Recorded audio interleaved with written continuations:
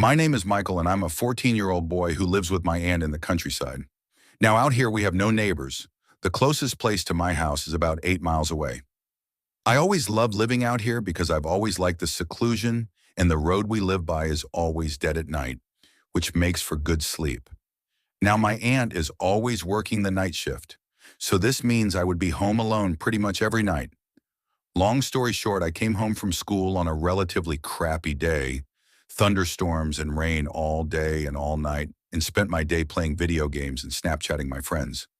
At about 9 o'clock, my aunt came upstairs and told me she was heading off to her job. I was always fine with this because I liked being home alone. I had full range of the house and could play loud music all I wanted. Who wouldn't love it? At about 11 o'clock, I had started feeling tired and laid down to watch some YouTube and go to sleep, and soon enough I did. I woke up at some odd hour of the night to somebody knocking on the door. I sat up and muttered, "What the hell?" I thought my aunt had got home from the night shift and reluctantly went to go answer the door, and out of habit, checked the window beside the door to make sure it was her. But there was nobody there. I thought to myself, probably some stupid kids knocking on my door and running away. And I dismissed it at that and went back into my room. I checked my phone to realize it was 3 a.m., and the thought of teenagers ding-dong ditching my home was suddenly out of the question, given that it was a Wednesday, and I basically lived in the middle of nowhere. Just as I was thinking, I heard a bang coming from the basement. I jumped and tried to make up an excuse like a noise of the thunderstorm to calm me down. We always kept our basement door locked anyway, out of my aunt's paranoia and fear of someone breaking in.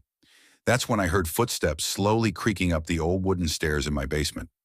Frozen with fear, I grabbed my phone and called 911. The operator told me to go to an upstairs room in the house and grab a weapon to defend myself. But there was no way I was going to grab a knife from the kitchen, especially when I heard the door being slammed and quickly realized that someone was trying to bust it down. I jumped from my bed and closed my door quietly and hid in my closet like the 911 operator had told me to do.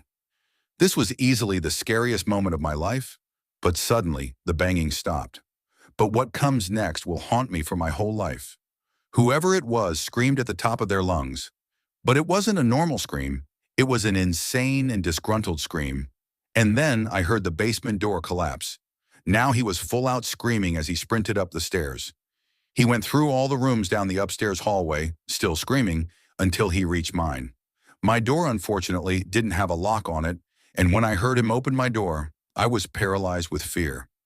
I could see him through the shades of my closet. He was still screaming, looking all over my room, even under my bed. But then